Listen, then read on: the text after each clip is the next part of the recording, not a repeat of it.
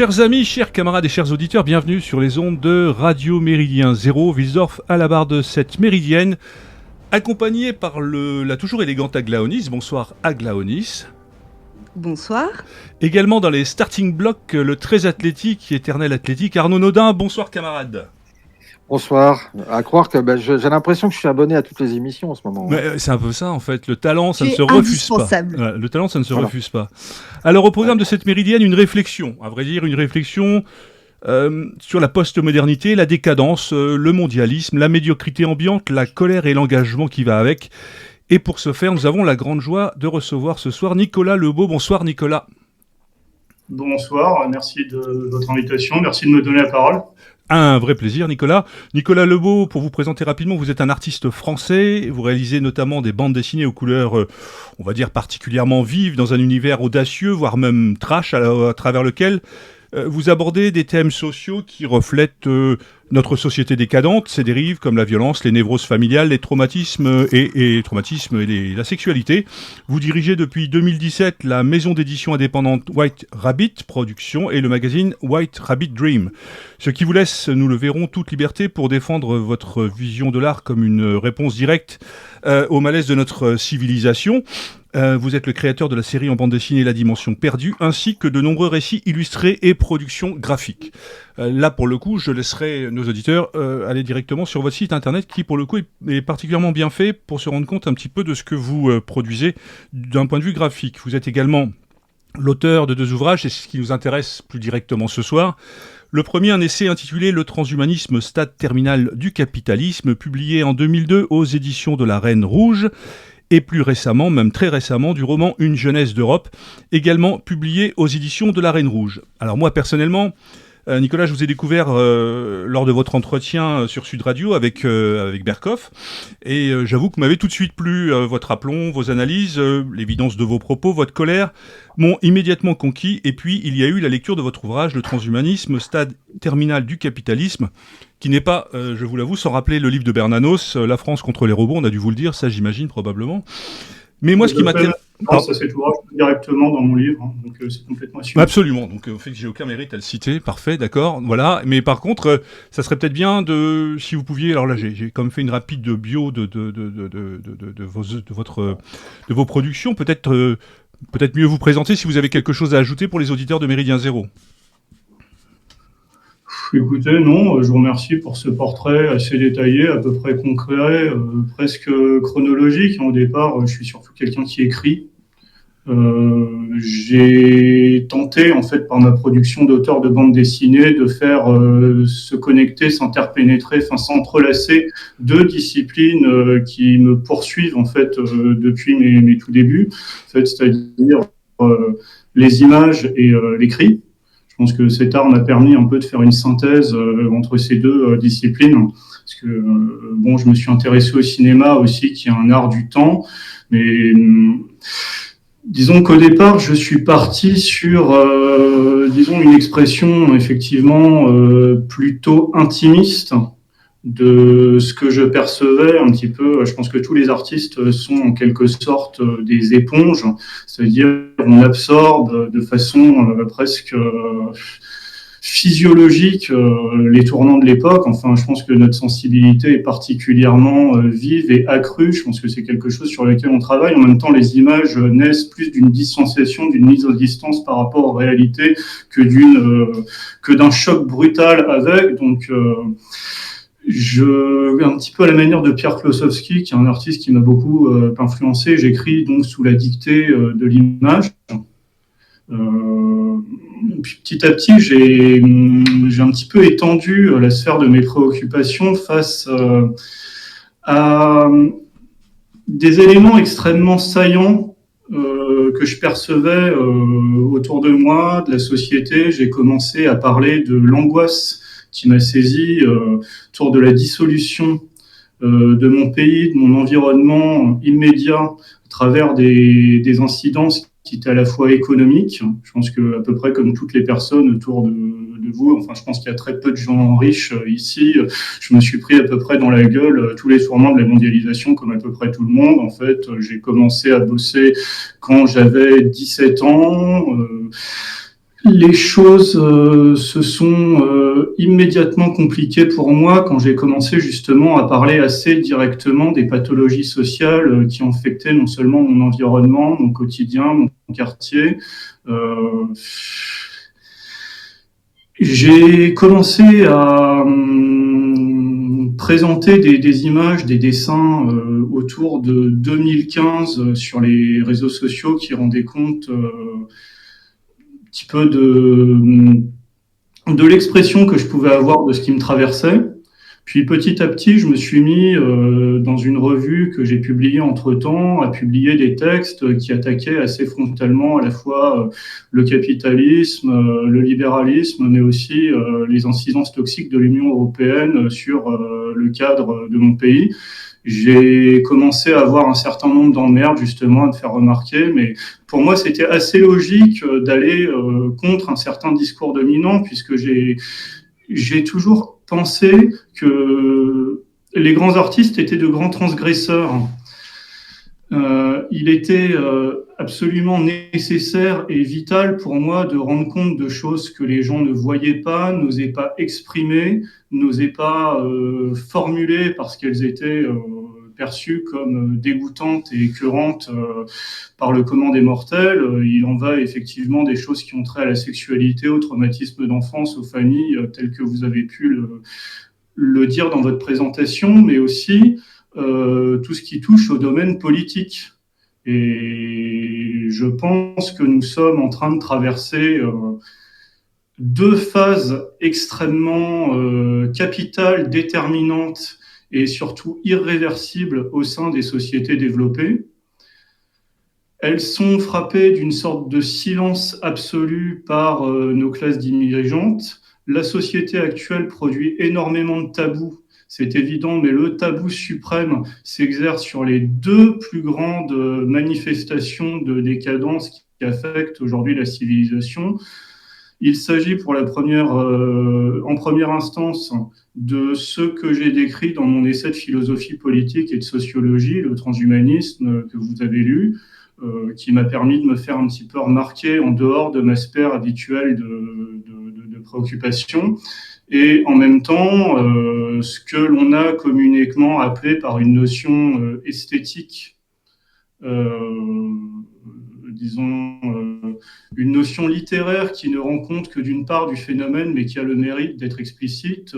Il s'agit du grand remplacement, c'est-à-dire très exactement la substitution démographique du peuple historique de l'Europe par une population exogène, massive, issue majoritairement d'Afrique subsaharienne et du monde islamique.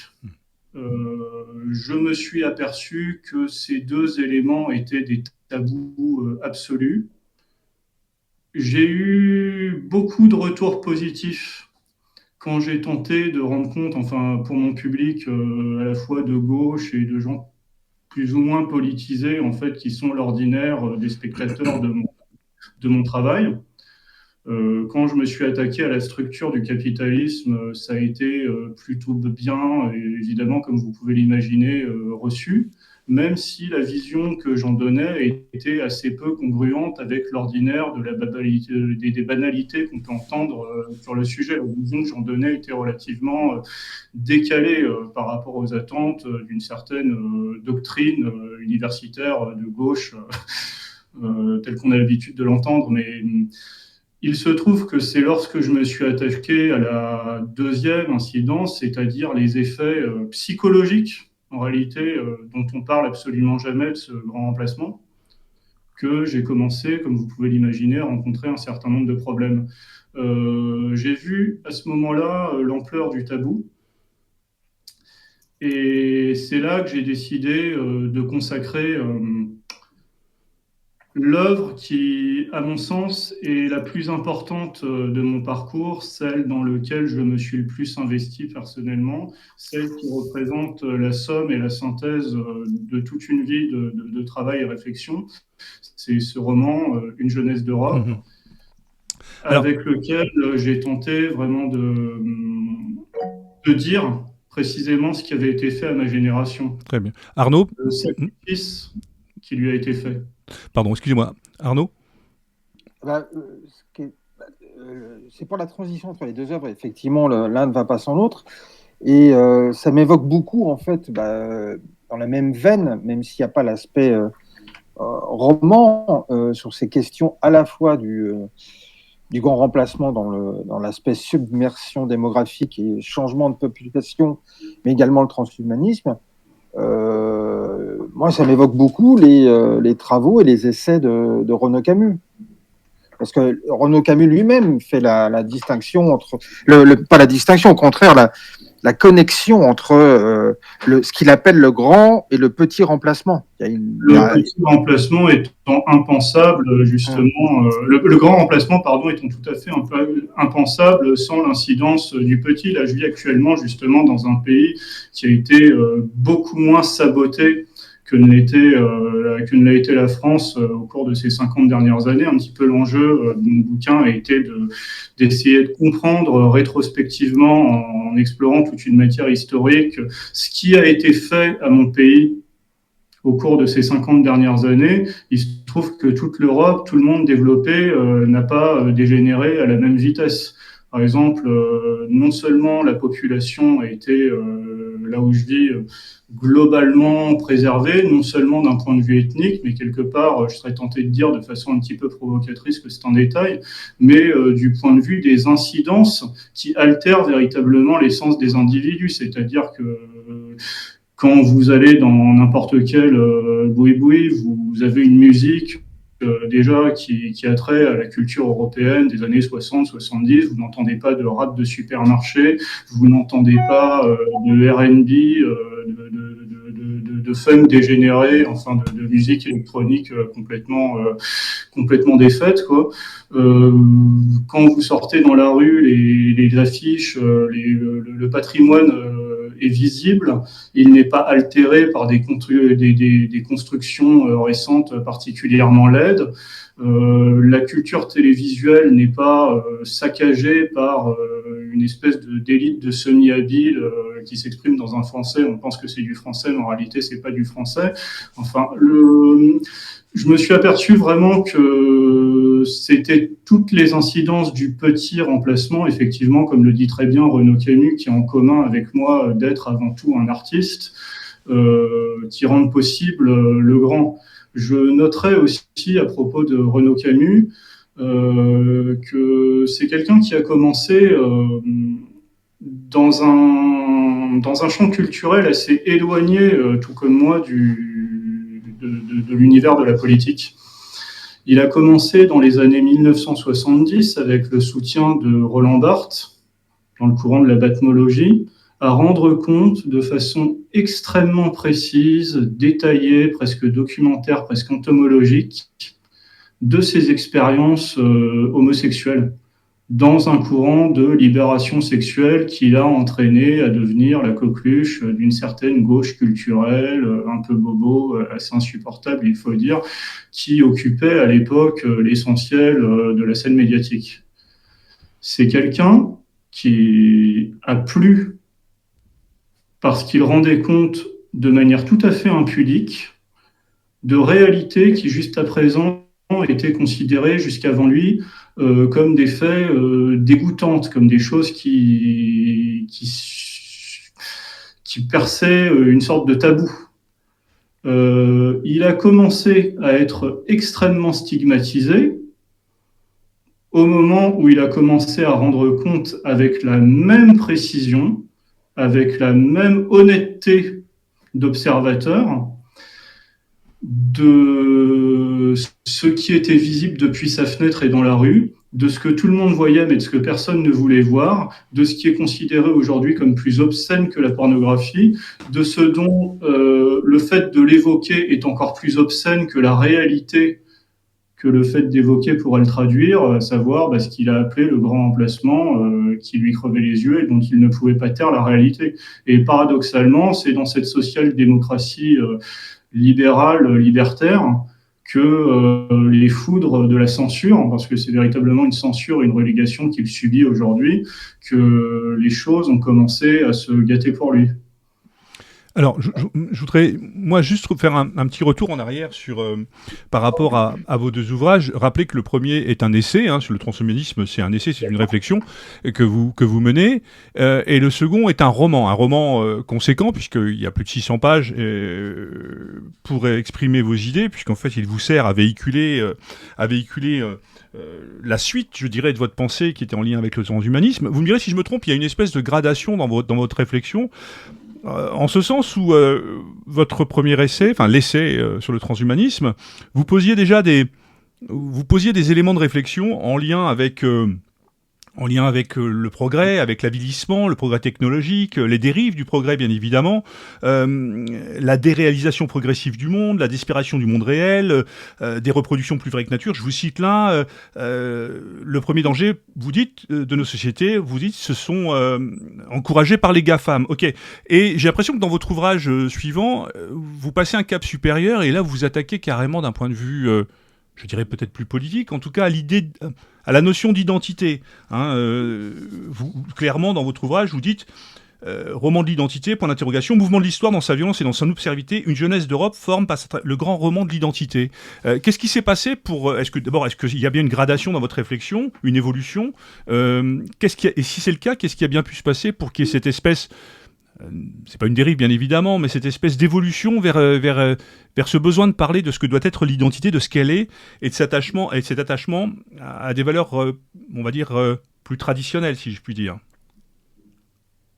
Oui, je comprends ce que vous dites. Il y a eu un mouvement à la fois d'extériorisation, où j'ai voulu parler des structures, et puis de retour à la perception subjective, immédiate, directe, physique, des sensations telles que les vivent aujourd'hui les individus. Le roman se rapproche davantage de ce que j'ai l'habitude de faire. C'est pour ça que je retrouve une certaine radicalité, justement, qui était plus mise à distance dans mon essai, puisque avant tout, bon, comme le disait Nietzsche, une pensée, c'est l'autobiographie d'un corps, et un roman, c'est de la sociologie en mouvement, c'est-à-dire exprimé du point de vue des corps qui sont affectés par les incidences hétéroclites que traverse le monde et que traversent ces corps dans toute leur sensibilité.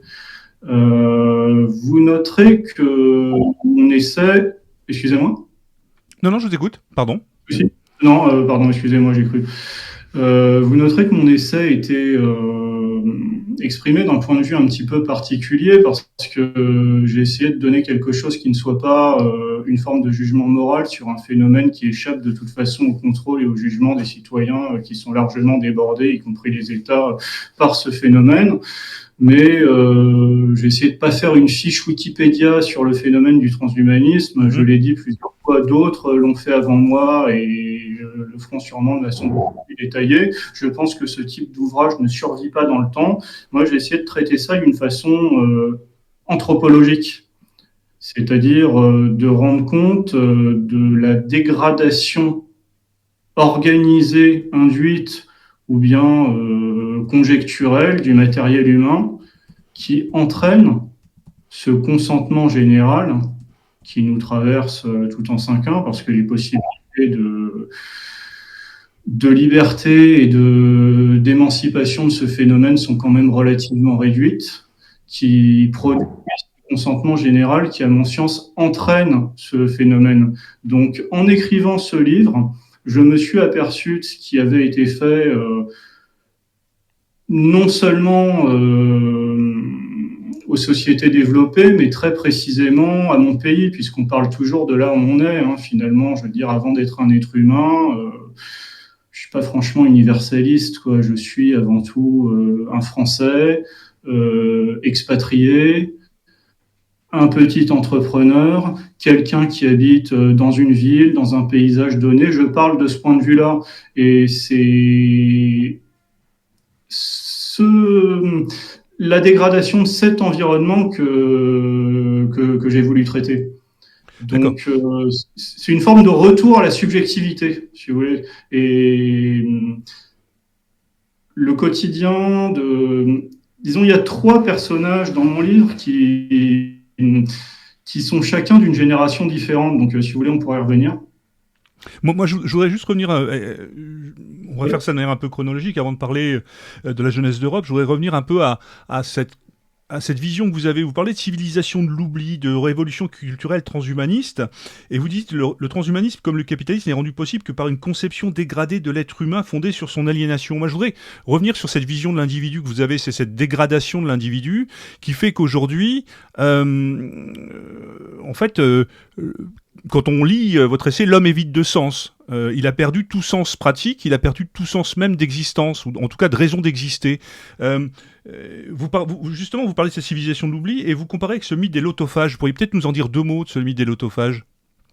Voilà, je faisais référence à notre système éducatif qui nous a littéralement lavé le cerveau. Mhm. En fait, je pense que le système capitaliste est une production finalement presque endogène, nécessaire. Hein. Je veux dire, c'est quelque chose que personne ne peut remettre en cause parce que c'est le système dans lequel se sont engagés de façon presque mécanique et automatique les sociétés finalement depuis la Révolution française. Hein, finalement, donc ce système ne peut s'actualiser, se survivre que en produisant une accumulation infinie de données quantitatives qui, à la fin, non seulement d'un point de vue économique, mais d'un point de vue social, anthropologique, produit des rentes. Donc, pour se survivre, ce système est obligé d'adapter les individus, les sociétés, aux impératifs qui sont dictés par la machine économique. Donc, pour ça, on n'a plus besoin de citoyens conscients d'eux-mêmes, éveillés, avec une conscience de classe, avec une conscience sociale.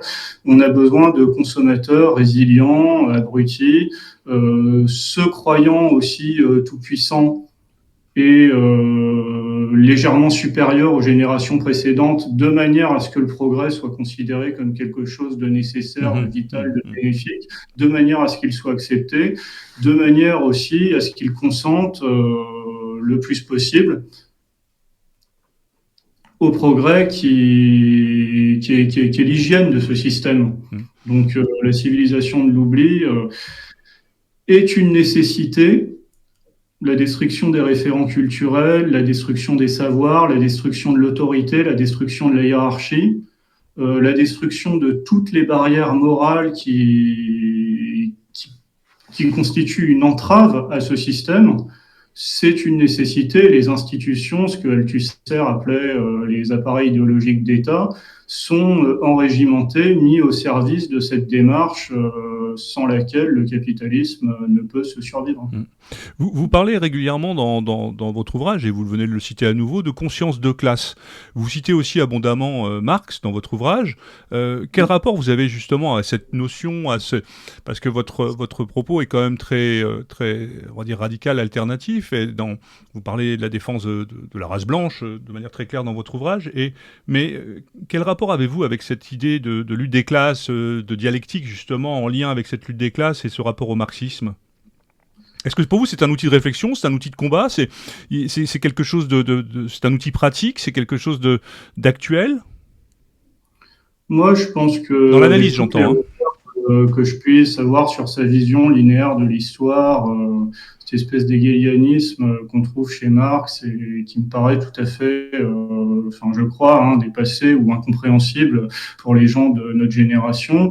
Et l'horreur que j'éprouve envers la barbarie du système communiste, qui était une civilisation des termites, sorte de stade terminal de la bureaucratie, ce que j'appelle le double maléfique et monstrueux, le rejeton monstrueux et criminel du capitalisme. Entre parenthèses, le capitalisme à la fin ne produit que du communisme. Je pense que la vision qu'en avait Karl Marx et la réflexion structurelle qu'il a su en extirper de manière en plus extrêmement littéraire, poétique, belle, est tout à fait opérante pour essayer de déchiffrer les contradictions actuelles de la société. Donc oui, c'est un outil de réflexion, ça peut être mis au service effectivement d'une démarche de combat, de lutte, de de compréhension du monde, parce que je pense que on est avant tout en lutte pour sa propre survie et aussi contre l'incompréhension et le dégoût du monde qui pousse à la colère et à la folie aussi, hein, parce que je pense que notre société produit de plus en plus de tabous, notre société produit de plus en plus de névroses, notre société produit de la psychose à la chaîne. Ouais, je pense qu'on a de plus en plus de gens fragiles, de gens déséquilibrés, de gens effondrés psychiquement. Les statistiques de consommation des antipsychotiques, des antidépresseurs, des anxiolytiques sont en expansion terrible, notamment en France, qui est devenu le pays le plus multiculturel et le plus saboté, le plus multiethnique d'Europe. Donc je pense que tout ce qui peut être mobilisé en vue d'une meilleure compréhension de ce qui nous entoure, de nous refroidir émotionnellement, de nous mettre à distance, de nous permettre de comprendre et par la compréhension quelque part de nous préserver de la dégénérescence programmée, peut être utile et peut être bénéfique à notre psychisme. Alors, pour évoquer ça, pour évoquer ces idées, vous avez donc, comme on l'a dit, vous êtes passé du format de l'essai au roman. Qu'est-ce qui a motivé le fait de... Parce que vous traitez de thèmes quand même très très larges. On parle de civilisation, de mondialisation, de psychanalyse, on parlait des hippies, des sectes, la gauche, la droite, l'amour, le sexe, l'enfance, la famille, l'immigration, l'islam. Pourquoi, et j'en passe et des meilleurs, pourquoi le roman se prêtait-il le mieux à ce besoin d'expression qui était le vôtre, alors que vous étiez déjà sur un modèle qui était celui de l'essai? Est-ce que le roman, pour vous, était une nécessité pour exprimer tout ça? Je vais vous citer Gombrowicz, qui est un auteur qui m'a énormément influencé, qui avec Philippe Cady, qui est l'un des deux auteurs qui, en mon sens, ont mieux parlé de réalité, enfin de la matière même que constitue la réalité. Gombrowicz disait « Je n'écris que pour dire des choses inavouables ». Et je pense qu'il y a, à travers, dans mes perceptions, dans mon ressenti, et dans la société même, qui, comme je vous l'ai dit, produit du tabou, des choses qui sont de l'ordre de l'indicible. Vous avez parlé tout à l'heure de défense de la race blanche. Je ne sais pas si c'est tout à fait exact de mon point de vue. Évidemment, je pense que la civilisation occidentale, l'Europe, est une réalité à la fois géographique, démographique, culturelle, ethnique, tout ce que vous voulez. Il me semble que les Blancs sont aujourd'hui 7% de la population mondiale. L'ordre international sur lequel repose le monde actuel, qui est fondé sur justement l'hégémonie des Blancs depuis environ le 19e siècle, enfin depuis le Congrès de Vienne, et voire même bien avant, depuis les accords de Westphalie, est en train d'être remis en cause. Les Blancs sont en train de devenir minoritaires sur le sol de leurs ancêtres, ce qui en fait quelque part une sorte de catégorie discriminée. Je veux dire, on ne peut pas du tout parler des Blancs aujourd'hui comme on pouvait en parler à l'époque où ils étaient dominateurs, triomphants, fiers d'eux-mêmes, sûrs d'eux-mêmes, etc. Et quelque part, ils dominaient le monde. Je veux dire, aujourd'hui, on ne peut en parler que...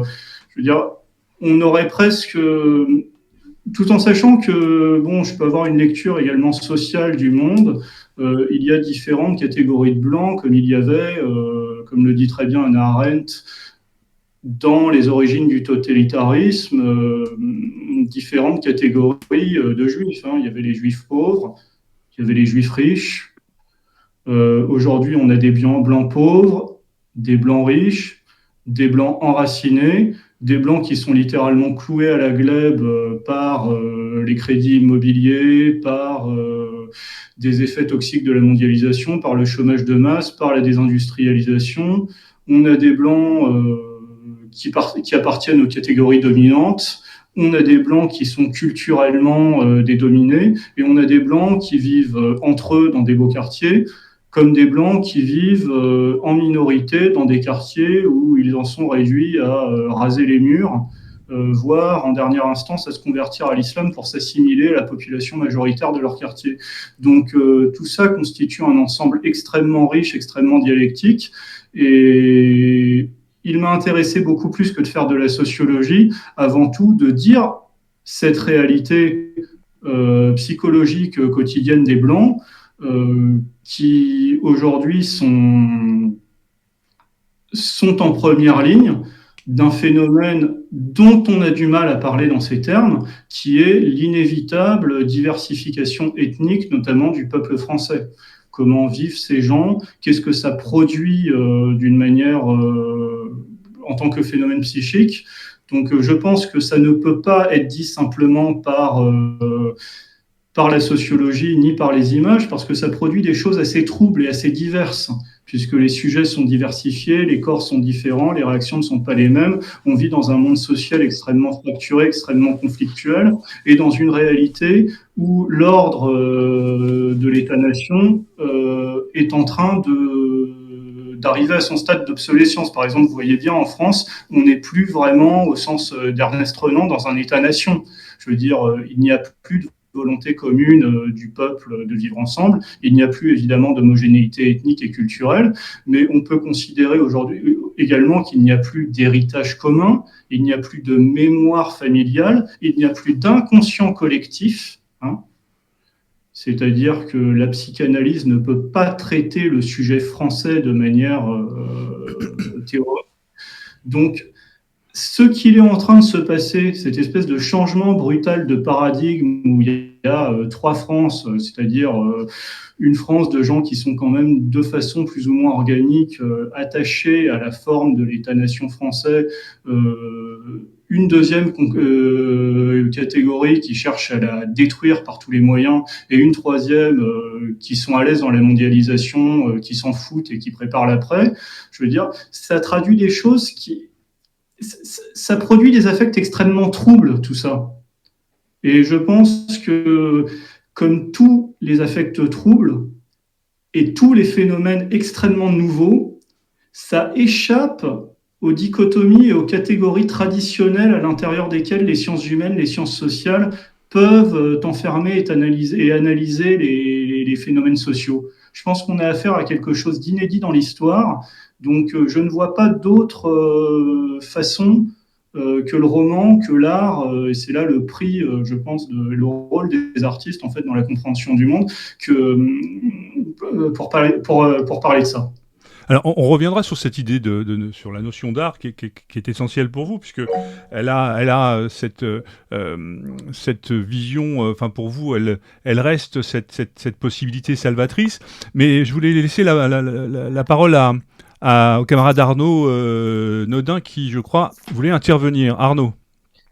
C'est pour rebondir effectivement sur la dimension où c'est par l'œuvre, qu'elle soit fictionnelle ou esthétique, ce qui était au départ le point de vue de Renaud Camus avant qu'il n'écrive ses livres et son journal, c'est que ça m'évoque effectivement, vous avez parlé tout à l'heure de Philippe Cadic et de Gurewitz, qui sont deux auteurs très importants sur la matière, qui utilisent la matière roman pour déterminer le réel, c'est-à-dire qu'on sort du fossile dont parle Renaud Camus, mais ça m'évoque aussi toute la dystopie et des romans d'anticipation qu'on a abordés parfois un peu de manière légère, mais qui ont totalement décrit, il y a maintenant moult décennies, mais le monde dans lequel on vit depuis quasiment un quart de siècle. Je pense au meilleur des mondes d'Huxley. Bien entendu, on va évoquer rapidement le 84 d'Orwell, mais il y a un autre livre qui me semble tout aussi important, c'est Fahrenheit 451, puis de Bradbury, parce que pour revenir au mythe des lotophage qui a été évoqué, on rappellera que le mythe des lotophage, c'est dans l'Odyssée d'Homère, c'est-à-dire des gens dans un pays imaginaire qui consomment du lotus, autrement dit une drogue, pour complètement oublier la situation actuelle et vivre une autre réalité, c'est-à-dire qu'ils ne sont plus occupés de la patrie. Et on a l'impression qu'effectivement, comme vous l'avez dit il y a quelques instants au sujet des antidépresseurs, des anxiolytiques, qu'on vit complètement dans un soma pour nous faire accepter en fait qu'on est complètement vidé de notre substance et qu'on est ramené à être une chose, c'est-à-dire une réification, pour participer effectivement. C'est l'homme-machine, c'est le matériel humain qui est nécessaire entre humanisme et au capitalisme. Oui, parce que j'ai employé cette métaphore qu'on trouve effectivement chez Homère des mangeurs de lotos, pour dire à quel point que quand on se déprend de toutes les médiations, des relations de dépendance mutuelle, d'interdépendance qui nous lient, à un patrimoine à la fois immatériel et matériel, mais aussi aux autres. Je pense que quand on ne dépend plus de personne ni de rien, quand on est déraciné, c'est-à-dire aliéné dans le sens de Lacan, c'est-à-dire coupé de nos liens affectifs, spirituels, etc., quelque part, on n'est plus vraiment des êtres humains. Et ce que dit Jean-Pierre Vernant, justement, quand il évoque le mythe de lotos, des mangeurs de lotos, c'est que on perd, en mangeant cette plante délicieuse, ce qui fait de nous véritablement des êtres humains. Et dans ce bouquin sur le transhumanisme, ce qui m'a intéressé, c'est de voir à quel point on était en train de s'émanciper non seulement du modèle de société dans lequel on vit, mais de la nature humaine. Il ne s'agit pas simplement de progrès technique, vous comprenez, moi je ne suis pas du tout dans cette espèce de tendance compulsive, névrotique, anti-occidentale et anti-science qu'on voit couramment, notamment sur les réseaux sociaux, s'exprimer de façon un peu coercitive et quasiment pathologique. Moi, je suis tout à fait favorable justement au progrès de la médecine, au développement de certaines thérapies qui permettent de réparer, de soigner et d'apaiser des corps malades ou en souffrance. Mais là, ce phénomène transhumaniste n'est pas un progrès au sens simplement d'une amélioration. C'est un progrès au sens du dépassement sans conservation. C'est-à-dire qu'on est dans un changement de nature. Je reviens sur Hannah Arendt, que j'ai beaucoup lu aussi et qui m'a beaucoup apporté dans la préface à La condition de l'homme moderne, qui est un livre de philosophie pas forcément très facile, qui n'est pas son bouquin le plus abordable, ni le plus passionnant d'ailleurs, mais elle a écrit une préface à ce bouquin qui, je crois, est une préface à la réédition. On la trouve en poche, qui est phénoménale, parce qu'elle vous parle de la perspective de se casser, de déménager l'espèce humaine, sujet très actuel d'ailleurs avec les expériences et les projets d'Elon Musk, de déménager l'espèce humaine vers une autre planète. Enfin, je ne sais plus si elle parle de Mars ou si elle dresse une hypothèse plus abstraite, mais en gros, elle explique que si l'être humain va dans un environnement où, en gros, il ne peut pas vivre naturellement sans l'apport de la technologie et sans le support de la science, c'est-à-dire d'une combinaison pour ne pas avoir la peau qui calcine, de l'oxygène artificiel pour pouvoir respirer, ne pas asphyxier. Si l'être humain ne peut plus vivre dans un environnement qui est naturel, la nature humaine, c'est terminé. Et je crois, il me semble qu'on est en train effectivement de sortir de la nature humaine parce qu'on est en train de s'émanciper de manière un peu hypnotique de tout ce qui fait de nous des êtres humains. Aglaonis souhaitait intervenir, je crois. Oui, tout à l'heure, vous parliez de tabou et puis aussi de ce phénomène où on perd tout enracinement, toute forme de communauté. Et vous parlez notamment dans votre ouvrage sur le transhumanisme de ce rapport aux écrans, à cette espèce d'altermonde où en fait il y a de façon assez contradictoire des sujets qui sont tabous, dont on ne peut plus parler, où tout de suite on est montré du doigt et on voit bien qu'en fait la parole n'est pas autorisée sur ces sujets-là, comme par exemple la sexualité ou les rapports entre les personnes ou les névroses, etc. Et on voit justement se développer ce phénomène de rapport aux écrans où en fait on est en train de s'inventer une espèce d'altermonde où on s'invente une vie imaginaire, une vie idéalisée où tout est beau, tout est merveilleux, tout est en fait poussé à son extrême et où tout est lisse finalement et rien n'est vrai. Donc on a aussi ce rapport aux écrans qui insiste sur ce phénomène-là, où on voit bien que on est dans des états de névrose où la réalité devient si insupportable qu'on est obligé de s'inventer une sorte de vie à travers d'avatars par le monde virtuel des écrans, de ce rapport aux écrans, où en fait on ne se parle plus entre nous, mais on communique uniquement par l'intermédiaire de technologies type téléphone portable ou réseaux sociaux.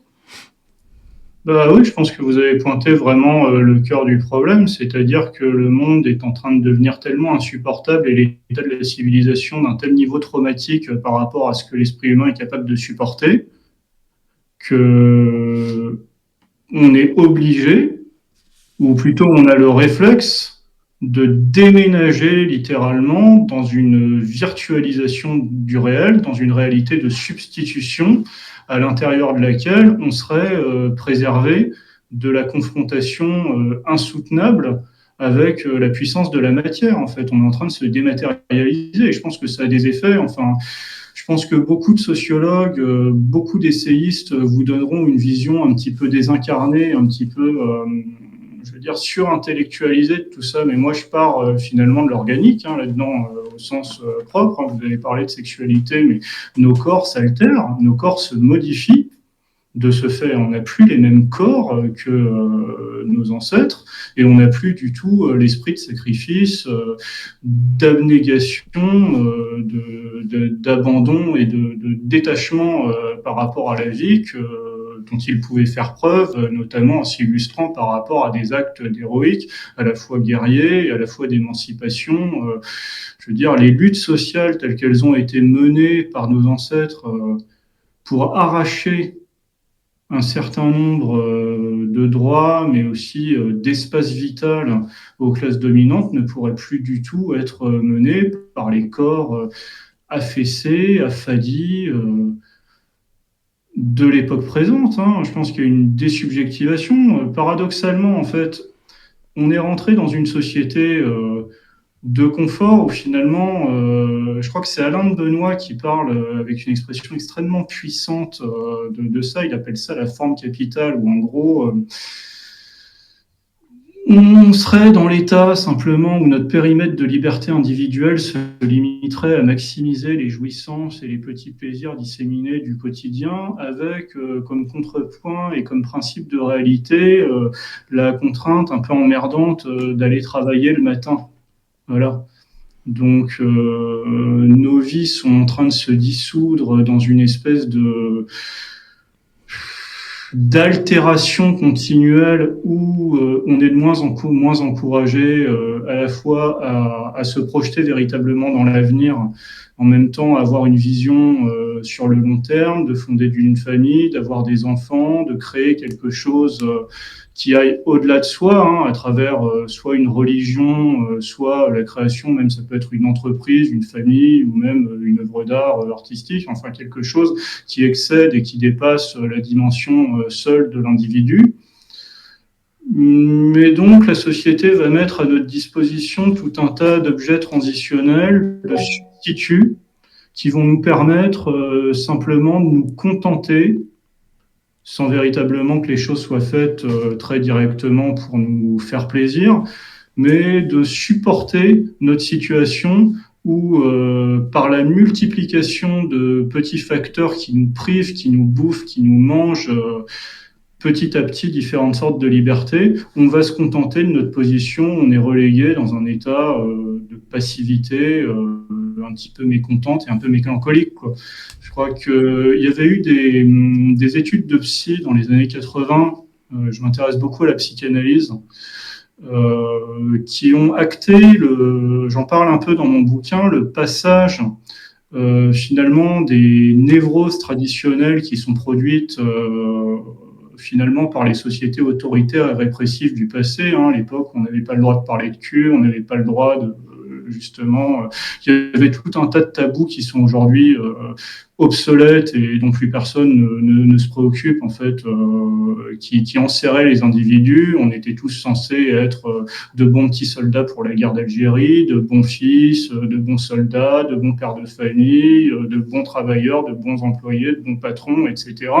Donc, cette société autoritaire, répressive, d'autrefois, produisait ce qu'on appelle traditionnellement des névroses obsessionnelles, ou chez les femmes, surtout le pendant de la névrose obsessionnelle qui est l'hystérie, enfin bref, quoi. Mais aujourd'hui, à partir des années 80, les psys voient plus vraiment de névrose au sens traditionnel. Ils observent une espèce de mécontentement diffus et relativement indéterminé chez les sujets. Arnaud?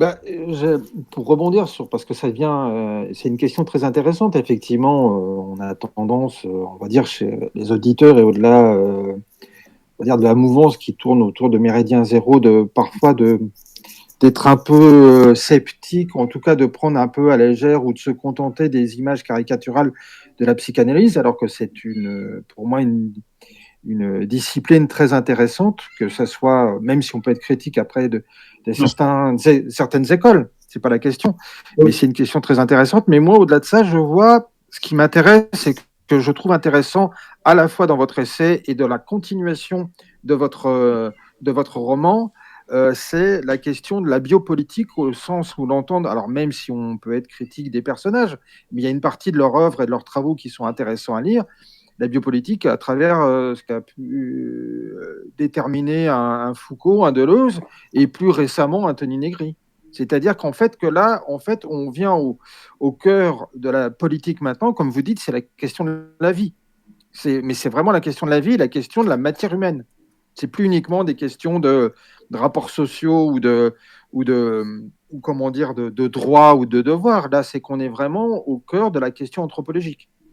Oui, ça me parle énormément ce que vous dites, parce que effectivement, et je pense qu'on sera tous d'accord avec ce que je vais dire là ici, c'est que bon, j'ai profondément horreur du gauchisme. Hein, je veux dire, je pense que c'est quelque chose qui rend fou, c'est quelque chose qui rend tout absurde, qui brise le pacte fondamental que les individus ont avec la vie, quoi. C'est quelque chose qui rend tout absolument liquide.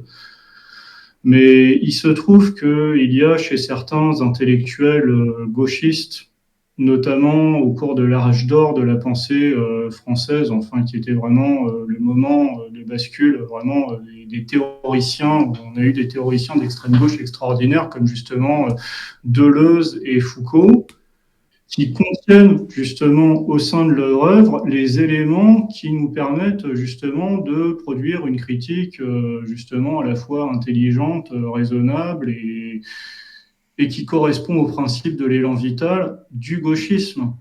Je veux dire, ce serait complètement idiot de se priver vraiment de l'outil extraordinaire de connaissance de l'esprit humain, bien qu'il soit partiel, lacunaire et même très critiquable sous certains aspects, qu'est la psychanalyse. Il en va de même pour le marxisme. Il y a chez Michel Foucault un styliste extraordinaire, par exemple. C'est l'un des très grands transgresseurs de l'époque. Mais il a été justement au bout de sa logique de transgression, c'est-à-dire qu'il a été dans la transgression de sa propre transgression. Donc, il a eu un jugement dialectique, en fait, sur sa pensée. Il y a des choses que je trouve totalement insupportables dans sa pensée. D'ailleurs, je l'ai beaucoup écrit dans mon bouquin, les patrons de la Silicon Valley sont souvent des lecteurs de Michel Foucault parce qu'ils retrouvent leur vision un petit peu composite de l'être humain dans des ouvrages structuralistes comme Les mots et les choses, qui est un livre qui postule que l'être humain, en gros, hors de sa définition taxinomique, n'existe pas.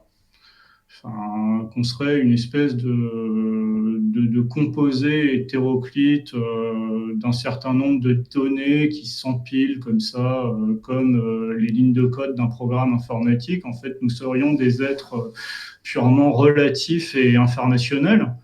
En même temps, vous avez quelque part, chez Foucault, une façon de vous confronter aux limites de la condition humaine qui nourrissent énormément votre réflexion, quoi. Donc oui, effectivement, ce serait extrêmement dommage de se priver de ça, même si je pense que faut s'intéresser à ce qui a produit finalement le succès de ces intellectuels. On était dans une phase, justement, après la période répressive, où on a eu une succession de guerres mondiales, puis la guerre d'Algérie, etc. Un besoin, finalement, de liberté, enfin une phase de libération, notamment sexuelle, mais pas seulement. En fait, on s'est mis à éliminer un petit peu toutes les composantes de la société autoritaire d'autrefois. J'ai essayé de parler de cette phase de transition dans mon bouquin à travers le personnage de la deuxième partie dans Une jeunesse d'Europe. Mais les sociétés se sont sécularisées, l'imprégnation religieuse a considérablement diminué, mais les êtres humains, notamment la jeunesse en révolte contre leurs ascendants, ont ressenti une sorte de besoin de continuité aussi quelque part. Donc, au lieu d'écouter le prêtre, au lieu d'écouter leur père, ils se sont mis à avoir une espèce de besoin de discours. Et ces intellectuels qui étaient globalement leurs aînés, Deleuze, Foucault, Derrida étaient des sortes de, même Lacan étaient des sortes de pères spirituels pour leurs étudiants. Je crois que c'est Lacan qui disait à Vincennes au moment de mai 68, votre révolution, c'est la demande existentielle d'un maître, et ben vous l'aurez. C'est une démarche qu'on pourrait rattacher à ce qu'on a appelé plus tard les sectes. Enfin, c'est cette espèce de vide spirituel anxiogène, intégral qu'a laissé la Révolution de 68 qui a produit ce besoin presque religieux, spirituel, de discours théorique et de discours du maître. Alors, on a bien compris l'analyse, le constat qui est implacable et qui est sans commune mesure par rapport à ce qu'a pu connaître l'humanité. Et moi, je voudrais quand même comprendre avec dans votre analyse qu'est-ce qui fait encore sens. On sait qu'une société ne peut fonctionner que s'il y a un principe, une cohésion, quelque chose qui rapproche, ou en tout cas quelque chose qui unit. C'est ce qu'on appelait, le principe de la nation ça pouvait être effectivement le cas à une certaine époque, se raccrocher à des valeurs communes. Qu'est-ce qui, pour vous, fait encore sens et comment analysez-vous l'idée de civilisation, le concept de civilisation, quel sens vous lui donnez aujourd'hui au travers de votre réflexion, et qu'est-ce qui fait encore sens? Est-ce que la spiritualité, c'est encore quelque chose qui parle? Est-ce que l'avenir aujourd'hui est quand on vous lit, on sent qu'il n'y a pas véritablement d'échappatoire, mais vous laissez quand même entendre vous laissez voir certaines possibilités, certaines alternatives en tout cas, ou certains recours plus exactement, notamment au travers de la pratique, de l'art en tant que tel, qui lui n'est pas corruptible ou ne peut être corrompu. J'aimerais avoir votre idée quand même, histoire d'ouvrir un petit peu la réflexion, au-delà du constat implacable, je me répète. Qu'est-ce qui fait encore sens pour vous dans nos sociétés modernes, dans cette époque de post-modernité? Là, présentement, on est en train de faire société, à petite échelle. On communautarise. On discute, on a un certain nombre d'expériences communes, d'héritages communs, de mémoires partagées et d'affinités plus ou moins électives qui nous relient ce soir et qui fait qu'on est sur un mode de communication homogène, harmonieux et qu'on arrive à se comprendre, vous et moi. En revanche, là, je vais mettre les pieds dans le plat et ça va être assez désagréable à l'échelle de la société française, puisque c'est de ça qu'on parle. C'est mort, en fait. Je veux dire, on n'est plus un État-nation. On n'est plus une société. On est un agglomérat de communautés intransigeantes, agressives, mues par des enjeux à la fois existentiels et absolument inconciliables.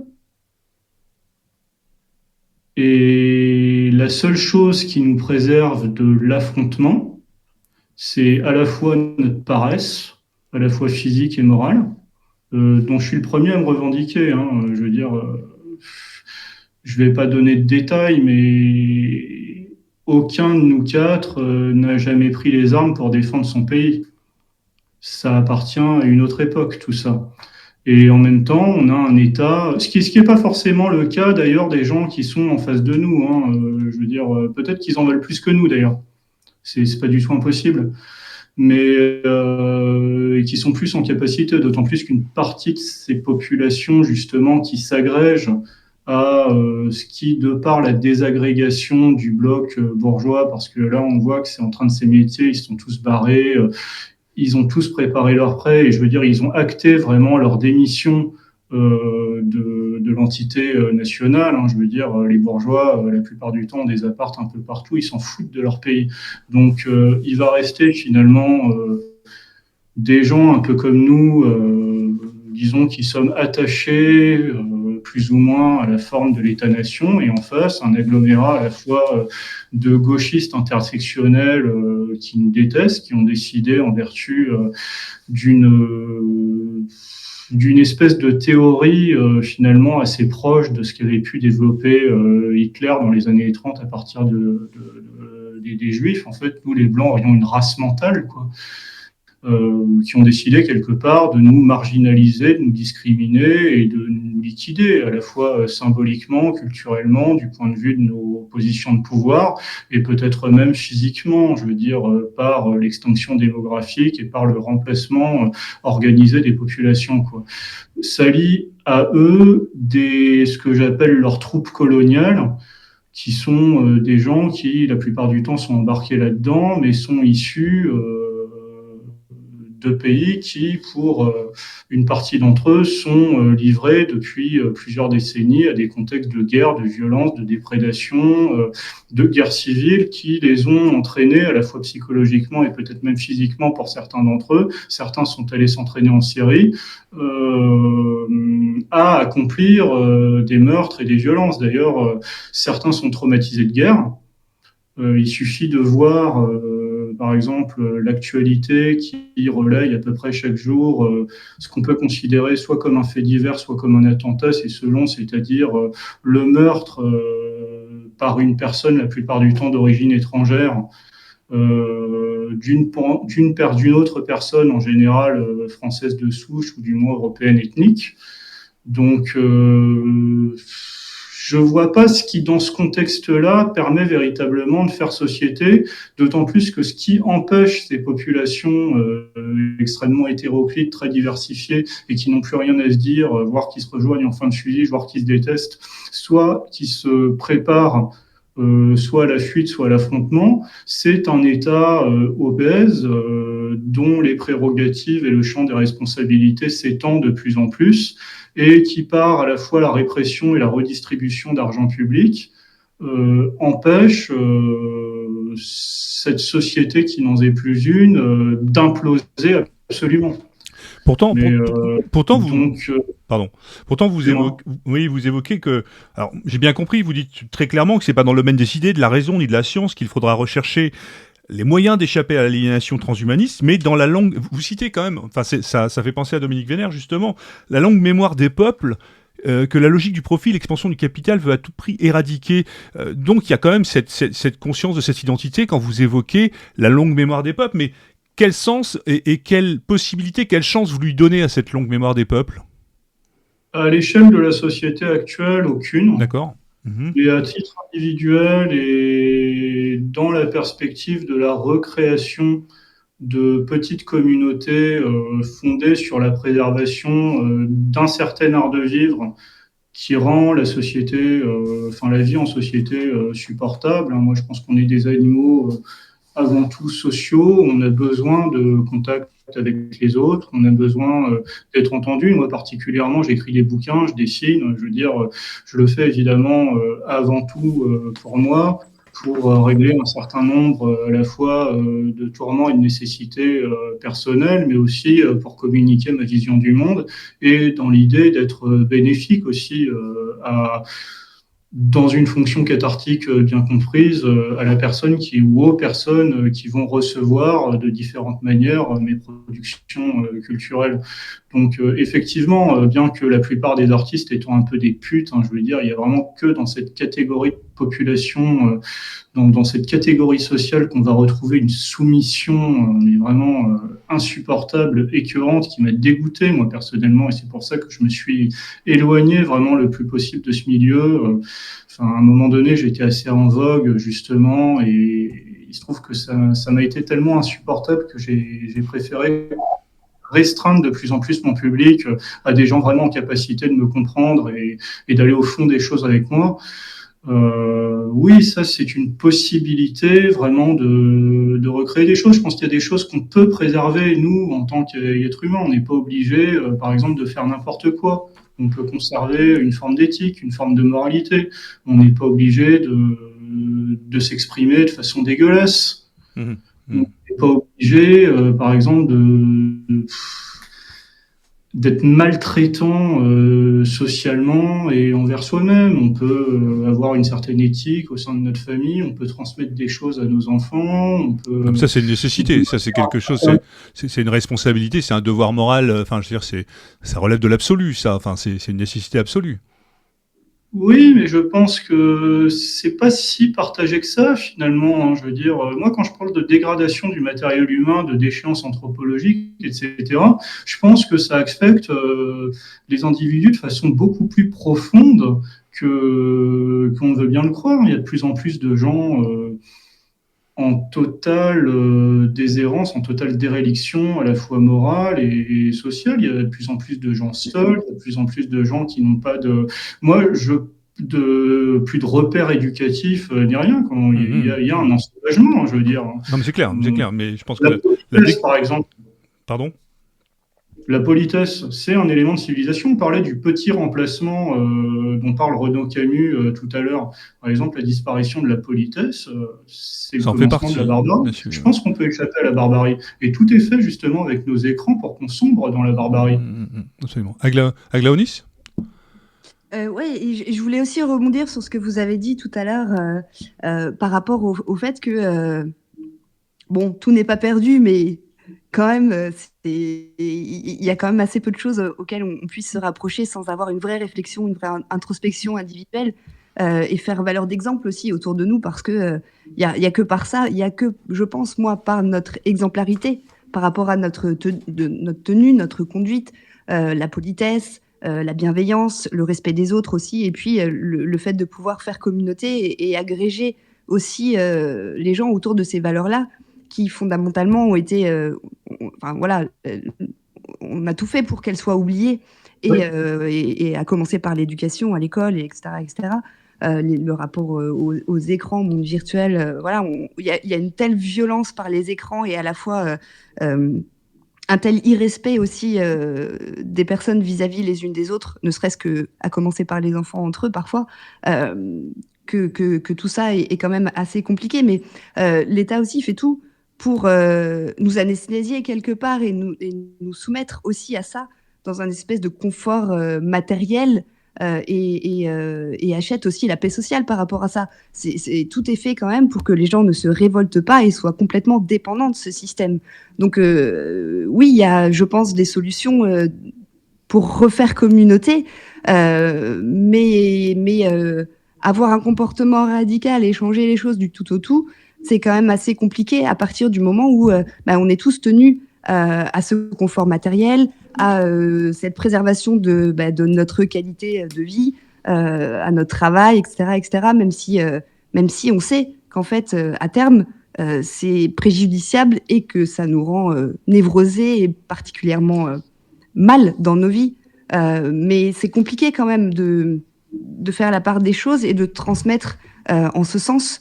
Qu'est-ce que vous proposez par rapport à ça ? En fait, moi, je crois que mon rôle n'est pas vraiment de proposer. En fait, mon rôle est de témoigner. Je pense que personne ne le fait et les intellectuels, les artistes ont tendance souvent à m'agacer en fait quand ils font précéder toute proposition esthétique, intellectuelle par une espèce de solution qui, de façon un peu démagogique, se présenterait comme la voie miraculeuse pour résoudre tous les tourments de l'époque et sauver l'humanité. Moi, je pense qu'il faut être un peu plus modeste. Moi, j'essaye de rendre compte vraiment de mon époque de la façon la plus honnête, transcendante aussi possible, hein, parce qu'il y a un travail de transmutation. Je pense que si mes livres peuvent également soulager un certain nombre d'individus parce que je leur aurais communiqué de façon très incarnée, très vivante, des choses qui, à mon avis, ne traversent pas que moi, hein, qui sont le ressenti quotidien de peut-être 2 millions de Français. Je pense que quelque part, j'aurais joué mon métier d'homme, en fait, par exemple. Parler de ces gens auxquels je m'identifie, en fait, quelque part, de ces blancs, auquel qu'on a complètement sacrifié, dont on a gâché la vie, dont on a gâché la jeunesse, dont on a littéralement sacrifié toutes les perspectives d'avenir sous l'autel du multiculturalisme, de la diversification de la société, du matérialisme, du capitalisme, de la mondialisation. Je pense que c'est une expérience déjà qui peut-être peut donner par la réalité que je t'en exprimais, une forme de soulagement à certains que la littérature n'a pas vraiment adopté, n'a pas vraiment reconnu en fait. Déjà, il faut qu'on commence par se reconnaître. Il faut sortir de cette espèce de dévalorisation intégrale, programmée et organisée et parfaitement entretenue. De notre peuple. On n'est pas de la merde en fait. Hein. Alors, on n'est pas des labos, on n'est pas des. Déjà, il faut commencer par là, par se revaloriser un petit peu, et après, je pourrais écrire un programme, je veux dire, politique, parce que j'ai effectivement, bien sûr, des solutions collectives à proposer à mon peuple, mais le problème, c'est que on peut toujours faire ça, mais je suis pas persuadé que les possibilités à l'intérieur qu'on nous a laissées sont suffisamment importantes pour qu'elles puissent vraiment être mises en œuvre en fait. Et vous ne pensez pas que le système puisse tomber de lui-même un peu comme un fruit mûr Est-ce que des soubresauts réprimés par la force et la violence, comme ont pu être ceux des gilets jaunes ou les bonnets rouges, alors tout ça peut sembler parfois anecdotique, mais il y a quand même quelques braises dans l'histoire quand même, il y a des choses, la révolte paysanne, parce qu'à un moment ou à un autre, ça aussi, ça va péter, parce que on peut pas expliquer à des mecs de faire des crédits, des emprunts et vivre avec 400 balles par mois et crever la dalle en bossant 80 heures par semaine. C'est juste improbable et c'est juste impossible. Il va arriver un moment où tout ça ne peut que péter. Et vous ne pensez pas qu'à un moment, c'est cette espèce de déliquescence, de destruction lente, avec des gens complètement acculturés, complètement abrutis par les réseaux, par les écrans, ne peut que favoriser. Aglaonis, dans une prochaine chronique, évoquait Jacques Ellul entre ces différences qu'il faisait entre révolte et révolution, mais cette propre révolte intérieure, en tout cas cette prise de conscience qui ne peut qu'amener à une espèce de fin de sketch, si je puis dire, de manière à passer à quelque chose d'autre, une alternative possible. Est-ce qu'on peut croire encore dans cette vertu qu'est l'espérance, une vertu chrétienne pour le coup, qui permettrait de se dire qu'à un moment ou à un autre, la passivité, elle aussi, a ses limites? Oui, la charité, l'espérance, vertu théologale. Je suis croyant moi aussi, donc oui, ça me parle, mais effectivement, j'ai beaucoup parlé des gilets jaunes dans certains de mes ouvrages, parce que ça m'est apparu comme un phénomène, quelque part, une sorte de miracle.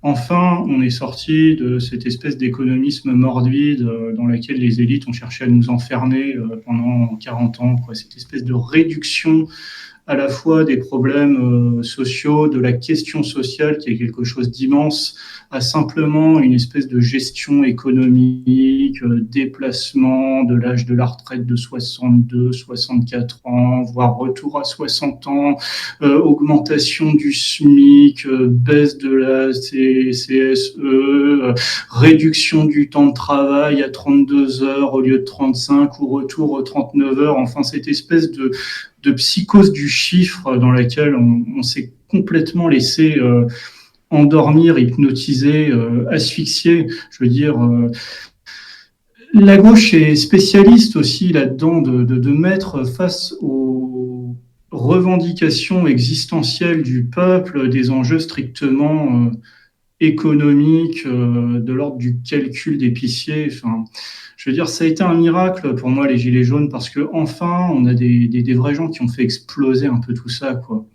Après, évidemment, ils ont été très vite manipulés, parce que les forces véritablement subversives qui prennent leur quartier parfois à l'intérieur du système, l'État et ses appareils idéologiques ont tout un tas de stratagèmes, de techniques, dont une très connue qui s'appelle le gauchisme, pour essayer de contenir par une ingénierie sociale qui est une espèce de gestion du parc humain, le caractère vraiment subversif des rassemblements et des mouvements humains, quoi. Évidemment, on a essayé de réduire ça vraiment à une question de pouvoir d'achat. Évidemment, il y avait, je veux dire, je l'ignore pas, un enjeu économique de l'ordre de la survie. Mais il n'y avait pas que ça aussi. Il y avait aussi une espèce de cri de détresse par rapport au tournant existentiel, civilisationnel, funeste à l'œuvre dans le monde, dans la société française et partout. Il y avait une volonté un petit peu, on va dire, pas génocidaire, parce que j'essaye de pas trop exagérer. Parfois, j'emploie des mots forts vraiment pour illustrer certains concepts et certaines émotions qui me traversent, mais une volonté vraiment perçue par les gens dans la rue et sur les ronds-points de les faire disparaître, de les présenter comme des gens laids, des gens chargés d'affects purement négatifs, de conservation, à l'origine de toutes les mauvaises actions, de gens, regardez, ils ont des têtes comme ça haineuses. Il y avait vraiment une façon aussi d'en parler avec des sortes de mimiques un peu de dégoût, de les désigner de façon presque ethnique, biologique. Il y avait une sorte de physique sociale, quoi, pour les qualifier, les Gaulois réfractaires, etc. Mais quelque part, oui, j'ai trouvé ça merveilleux que le peuple puisse se soulever comme ça pour des enjeux qui dépassaient le cadre que les sociétés capitalistes et libérales offrent aux individus, quoi. Il y avait quelque chose de l'ordre de vous nous présentez les choses comme ça, mais nous on marche pas en fait. Mais ça aussi c'est intéressant quand on dit que rien ne fait plus société, de se dire qu'il existe encore un peuple. Il existe encore un peuple et ça c'est important. Arnaud, je crois que tu voulais intervenir justement. Oui, au sujet de cette question de la manifestation de ce qu'a été les Gilets jaunes, et dans une certaine mesure, en partie aussi le mai 68, parce que tout n'est pas à rejeter dans le mai 68. Hein. C'est pas parce que, en fait, c'est le mai 68 récupéré par les gauchistes qui est insupportable. Oui, parce qu'il y a un mai 68 ouvrier qui était tout à fait légitime. Absolument. Et puis même, il y avait aussi une réflexion, et c'est ce que je voulais dire avec les Gilets jaunes, sur une façon de se réapproprier la vie et des éléments nécessaires de la vie, justement du commun, contre une forme déjà d'annihilation et de réification de l'humain. Je pense que ce qui est intéressant dans les Gilets jaunes, c'est que même si ça peut sembler parfois un peu anarchique ou barbare, mais tant mieux parce que c'est une manifestation de la vie. Et la vie, c'est pas quelque chose de réglementé, d'encadré. Au contraire, c'est parfois un éclatement. Il y a sans tomber dans un raccourci un peu facile, mais il y a une forme d'expression dionysaque. Si on devait parler même d'inconscient collectif, il y a une forme d'expression dionysaque dans les révoltes. Il n'y a rien vu de dégueulasse au sein de ces manifs. Oui. Il y a peut-être des propos qui ont pu échapper à certains, bien récupérés, bien manipulés, bien relayés par les médias pour essayer de les présenter comme une sorte de retour monstrueux et criminel des années 30. Mais dans l'ensemble, le peuple était assez décent, à la fois sur les ronds-points et sur... je veux dire, le problème, c'est que, bon, effectivement, ils sont venus à Paris. Paris était une ville qui a été faite pour réprimer les mouvements sociaux, les manifestations et pour contenir les émeutes. Donc, évidemment...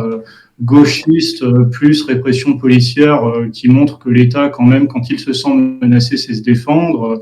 Le mouvement n'a pas été véritablement entendu par la classe politique parce que je n'ai pas retrouvé dans les débats présidentiels en 2022, en 2024 et plus récemment de traces de la révolution paradigmatique qui aurait pu être initiée intellectuellement par les Gilets jaunes qui ont cassé un petit peu cette espèce de continuité libérale, quoi, par une irruption du peuple dans la scène de cette espèce de réalité. Non, mais moi, ça me fait penser à une lecture tout aussi indispensable d'un auteur dont on parle, mais surtout à travers le prisme en quelque sorte de son disciple ou de celui de son lecteur français qui est Michéa. Je pense à Christopher Lasch. Je pense qu'effectivement, y compris l'appareil intellecto-médiatico-politique sur la question des Gilets jaunes, c'est qu'on est complètement dans ce que Lasch appelait la révolte des élites, et moi je parlerais même de sécession des élites, c'est-à-dire que en fait ceux qui ont le pouvoir, y compris le pouvoir médiatique et intellectuel, en fait depuis 40 ans on peut dire depuis le début des années 80, ce qui correspond effectivement aux problèmes psychanalytiques et psychiques que vous avez évoqués tout à l'heure. On est complètement dans le fait qu'on a affaire à des gens qui vivent dans un autre monde, dans une autre réalité, et en fait, qui ne s'intéressent plus du tout au peuple et qui le regardent avec condescendance. Je me rappelle d'un article assez bien fait, déjà il y a une dizaine d'années, je crois, dans un numéro d'Éléments, où il parlait de l'apparition du terme beauf. Et effectivement, c'est concomitant avec, quand on a des films ou des bêtes dessinées, je pense à Cabu, mais même d'autres, on a utilisé le terme beauf, cette espèce de condescendance, cette méprise sociale typique du petit bourgeois, dont parlerait à raison Renaud Camus, contre le peuple, et ce qui fait que ça s'est exprimé le moment des Gilets jaunes. Je pense que les propos dégueulasses que vous évoquiez il y a quelques instants, c'est plutôt la caste médiatique et politique qui les a exprimés pour parler des Gilets jaunes et à la façon dont il fallait réprimer les Gilets jaunes. Parce que là, on a vu totalement une caste médiatique qui a appelé à la répression la plus atroce, qui normalement ne se produit que dans des régimes autoritaires. Absolument, j'emboîte le pas sur ce que vous dites pour confirmer que je n'ai pas vu de ressentiment du peuple envers les élites. J'ai vu de l'autodéfense, effectivement une part de violence purement symbolique exercée contre des artefacts et des symboles du pouvoir, mais j'ai surtout vu une espèce de ressentiment terrible, violent, viscéral des élites contre le peuple, perçu comme une entité dégoûtante, quoi. J'ai vu un mépris social presque physiologique face à la vitalité perçue comme organique des classes populaires. J'ai vu du dégoût des classes dirigeantes face au peuple. Cette expression beauf et a un caractère ethnique d'ailleurs. C'est un propos raciste. Quand on voit un beauf, qu'est-ce qu'on voit? On voit un blanc de 50 balais avec un délicieux accent du terroir, de région, du terroir. C'est... Oui, effectivement. Et puis il en est de même pour la révolte des agriculteurs. Après, on est comme des pommes de terre dans un sac de pommes de terre, selon l'expression de Karl Marx. On s'agite tous, chacun dans notre coin, et on se rencontre jamais. Et ce qui rend difficile l'hypothèse, le fait d'envisager qu'un jour ça pète véritablement, parce que ce sont des révoltes circonstanciées de gens qui sont finalement acculés à une espèce d'état servile. La réponse est toujours la même. La volonté, par exemple, politique actuelle quant aux agriculteurs est tout simplement de les éliminer. C'est une forme de destruction organisée de l'économie traditionnelle paysanne. On cherche vraiment à faire disparaître cette catégorie de la population. On les a obligés à s'endetter énormément. Maintenant, on a rendu complètement impossible leur reconversion, la modernisation de leur dispositif de travail. Donc, qu'est-ce qu'on cherche à faire à mettre en œuvre une espèce de concurrence déloyale à l'échelle internationale qui n'est destinée finalement qu'à les faire disparaître? Enfin, le message est bien compris par l'essentiel de ces gens sur les tracteurs, c'est que il y a une espèce de mouvement de résistance de ce peuple-là face à une élite qui a véritablement décidé de le faire disparaître, quoi. Et je vois aussi d'assez belles choses. Il y a pas mal de choses aussi qui me plaisent. Je veux dire, tout n'est pas négatif. Je suis pas entièrement pessimiste. J'essaye de déployer une vision que j'espère juste face à l'essentiel des pathologies sociales qui nous affectent. Mais j'ai vu aussi, par exemple, des mouvements tels que la révolte, parfois un peu convulsive aussi, évidemment, les mouvements organisés notamment par Philippot contre les campagnes de vaccination obligatoire et par rapport à la surveillance électronique, le fichage sanitaire. Ça aussi, ça a été quelque chose qui échappait à cet économisme ambiant. Ça a permis à des gens de se coaliser, de se comprendre, de partager des expériences communes, des ressentis communs, de réaliser qu'ils n'étaient pas complètement seuls. Après, je ne vois pas véritablement de grands phénomènes qui puissent relier ce peuple dans une direction commune qui leur permettrait de sortir véritablement de leur aliénation, parce que je pense qu'il y a encore un énorme tabou à l'intérieur du peuple français, qui est le peuple évidemment peut-être le plus discipliné, le plus apolitique finalement de la planète, hein, contrairement à ce qu'on peut imaginer, c'est l'immigration. Hein. Je pense que d'ailleurs, j'ai de plus en plus de mal avec le terme d'immigration parce que on a l'impression qu'il y a un principe comme ça contre lequel on s'oppose de façon complètement bornée. Mais je veux dire, quand on parle d'1,5 million, 2 millions, 2,5 millions de personnes d'origine étrangère, non assimilées et non assimilables par quinquennat, enfin, quelque chose comme 500 000 entrées par an. On peut 500 000 plus par parler an. 500 000 par an. d'une substitution du peuple historique. Et je veux dire, c'est pas la peine de parler d'assimilation à ce niveau-là. Et je veux dire, le grand remplacement est une réalité inévitable dans le sens où même si vous vous foutez du fait que le taux de mélanine augmente par le métissage, etc., à un moment donné, il ne peut pas y avoir un remplacement de population aussi rapide, aussi continu, à une échelle de temps aussi réduite, sans que la culture dominante du pays en soit définitivement, irréversiblement altérée. Donc les gens qui nous parlent d'immigration, non pas comme d'un phénomène ethnique ou racial, mais purement culturel, donc par essence, d'ailleurs je ne vois pas en quoi ce serait forcément le cas, pourrait être résolu par un dispositif d'ingénierie sociale ou par l'assimilation, etc. Je pense se trompe, puisque comme je viens de l'expliquer, le phénomène est beaucoup trop rapide pour être contenu de cette manière-là. Et on ne voit pas encore en France de mouvements sociaux véritablement organisés qui expriment clairement un rejet de ce qui pourrait être considéré comme la phase terminale de leur mise au pas par une gestion du parc humain, par une ingénierie sociale terrible qui tend à nous faire disparaître. En fait, je pense que ce serait normal, ce serait légitime, ce serait juste, ce serait humain que les populations en France se révoltent contre ça. Mais la société, comme je vous l'ai dit, produit tellement de tabous que là, on est dans un tabou ultime et aussi beaucoup d'individualisme. Chaque Français sauve en quelque sorte son cul. On voit, par exemple, en Angleterre, qui est une population qui n'est pas représentée électoralement. On va considérer peut-être que Reform UK, c'est une arnaque, que le Parti conservateur, c'est des traîtres, et que le Parti travailliste, ce sont des gens qui ont également trahi le peuple historique ouvrier en faisant du sociétal, en se soumettant aux exigences très diverses des minorités. Enfin, je veux dire, on peut en faire un portrait tout à fait classique. Enfin, personne en Angleterre ne représente politiquement le peuple historique.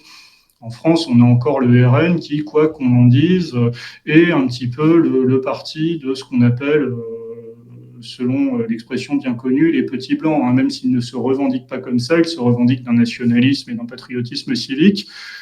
On est sur une représentation populaire finalement assez incarnée. Hein. Finalement, je sais à quoi ressemblent mes amis qui votent RN, hein, quelque part. Je sais ce que ce parti représente. Et ce parti, je pense, sait ce qu'il représente aussi. Alors qu'en Angleterre, les gens ne sont pas représentés. Donc quand les gens ne sont pas représentés, ils sont beaucoup plus à même de se révolter et quelque part de faire tout péter, quoi. Alors, pour ceux qui ont encore des doutes sur ce que peut être un gauchiste, je ne peux que les renvoyer vers cet entretien assez incroyable qui a eu lieu entre Laurent Ozon et François Bégodeau. Bégodeau incarne pour le coup parfaitement le gauchiste dégénéré, et l'émission démarre sur justement ce qu'il considère comme étant l'immigration et sa vision de l'immigration, et ça rejoint parfaitement ce que vous venez de décrire en termes de sidération mentale. C'était, je crois, aujourd'hui, et c'est disponible sur Odyssée. Enfin, l'émission s'appelle l'explication, c'est QG. Enfin bref, ça vaut quand même le coup parce que ça donne la mesure un petit peu de ce que sont capables ces gens-là. Bref, cher Nicolas, avant de terminer, de nous séparer, j'avais encore 2 éléments à évoquer avec vous. Déjà, le premier, c'était... Vous citez régulièrement, vous parlez, parce que c'est votre métier, vous êtes un artiste, l'art de manière générale comme un élément salvateur également, et nécessaire. Alors vous avez, j'ai lu quelque part de votre plume, une critique acerbe et tout à fait justifiée de l'art contemporain. J'aurais voulu savoir, pour vous, ce que représentait aujourd'hui l'art et ce que vous considériez en tant qu'artiste, ce que l'art peut apporter justement pour essayer de sauver ce qui peut être encore sauvé, cette vision que vous avez de l'œuvre artistique. Et pour terminer, ma seconde question, vous dites dans votre vidéo de présentation d'une jeunesse d'Europe, vous faites part un petit peu de cette ostracisation qui est la vôtre et que dans le propos qui est celui que vous tenez dans votre ouvrage, des conséquences que vous avez eu à subir justement, peut-être expliquer un petit peu en termes de liberté d'expression ce à quoi vous avez été, ce dont vous êtes victime aujourd'hui et qui a certainement eu des conséquences et peut-être aussi la conséquence pour vous de vous expatrier. Pour commencer, je me suis toujours fixé une sorte d'engagement moral qui consiste à dire la vérité. Mmh. Que je vois, ce que je perçois, ce que je ressens, face au mensonge, face à la négation, ce qui me semble être la mission historique de tout chrétien qui se respecte à peu près. Mmh. Donc, mais pas le chrétien de l'amour du prochain, on est d'accord. Pardon ? Excusez-moi. C'est pas le chrétien qui défend cette vision très moderne, c'est cet humanisme de l'amour du prochain. Et qui est mon prochain ? C'est celui qui est à côté de moi, c'est mon entourage, c'est votre épouse, vos enfants, c'est votre prochain, il n'est pas à 3000 km de chez vous, je veux dire. On a un devoir moral par rapport à ce qui nous entoure, mais par définition, le prochain, c'est quelqu'un de proche, quoi. Donc, je pense qu'il y a surtout un devoir de vérité. Et je pense qu'en premier lieu, l'art permet d'exprimer cette vérité profonde et existentielle en franchissant ce que Nietzsche considérait comme la limite du dégoût que cette vérité, en advenant au monde, pourrait susciter chez le lecteur. C'est ce qui permet vraiment d'aborder le monde dans toute sa crudité, dans toute sa nudité, dans son plus simple appareil, l'art, sans que ce soit à la fois horrible, dégoûtant et que ça mène à la folie, quoi. Donc, la beauté, par exemple, n'est pas une catégorie, par exemple, dans laquelle je suis forcément très à l'aise. Moi, je pense que ce qui touche à la nécessité de mon travail, c'est l'émotion. Tout ce qui n'est pas, tout ce qui ne suscite pas d'émotion ne vaut rien, quoi. J'aime ce qui fait rire, ce qui fait pleurer, ce qui réveille finalement la vie psychique des individus. Et c'est là que c'est beau. Ça peut passer par la beauté, ça peut passer par l'harmonie, par l'équilibre, mais pas forcément. Ça peut passer par une esthétisation aussi de la laideur. Ça peut passer par une expression crue, brutale de la vérité. Je crois que l'un des derniers grands papes parlait de splendeur de la vérité. Moi, c'est ça qui m'émeut, c'est la vérité. Et il m'arrive aussi parfois de dire certaines vérités par rapport à ce qui m'entoure, et c'est là que vous avez évoqué cette ostracisation que j'ai subie, en fait, là où vraiment la marginalisation qui est allée progressivement, parce qu'il ne faut pas croire que le milieu artistique soit très à l'aise avec les transgressions. On vit dans une société de plus en plus puritaine. Surtout en France, il y a un ministère de la culture. Le ministère de la culture, c'est quelque chose qu'on trouve tout à fait logiquement dans l'Italie de Mussolini, dans la Russie de Staline ou dans la France du maréchal Pétain, mais dans une démocratie qui se veut libérale. J'ai toujours trouvé ça assez bizarre. C'est un ministère de la culture qui prescrive une culture dominante et qui finance un art d'État. Donc vous pouvez considérer tous les artistes qui vivent sur les subventions comme des fonctionnaires. Comme tous les fonctionnaires, ils obéissent à l'État, qui les commande, qui les paye. Donc ça implique qu'ils intériorisent l'idéologie fonctionnelle de l'État, c'est-à-dire une espèce de gauchisme, quoi. Et il m'est arrivé, en fait, pendant les récentes élections législatives anticipées, de donner mon point de vue de manière assez crue, assez brutale, sur ce à quoi j'assistais autour de moi. Enfin, j'ai identifié la montée en puissance du Rassemblement national comme à la fois un vote identitaire et un vote de classe. C'est-à-dire l'expression, le geste de survie d'une population de classe populaire qu'on a à la fois humiliée, dépossédée, privée de leur liberté et atteinte dans leur chair par les effets de la mondialisation. Normalement, ces personnes de gauche du champ culturel auraient dû être animées par un mouvement de compassion par rapport à l'électorat RN. Et au lieu de ça, j'ai vu des litanies absolument hystériques, haineuses, violentes, qui m'ont rappelé le déferlement de mépris social que j'ai vu pendant les Gilets jaunes, une espèce de d'expression de dégoût par rapport à ces Français qui s'appellent Kevin, Jordan, qui seraient soi-disant hypnotisés par TikTok, par les réseaux sociaux, qui seraient influencés par je ne sais quelle puissance d'argent et manipulés par les médias Bolloré en vue d'influencer leur vote, enfin des choses complètement, enfin qui privent complètement le peuple de toute intelligence politique, enfin une forme de mépris, et j'ai pas pu m'empêcher de le dire en fait, quoi. Parce que ça commençait vraiment à m'énerver et même à me blesser intérieurement, quoi. Parce que dans l'ensemble, ces gens sont avant tout des bourgeois, quoi.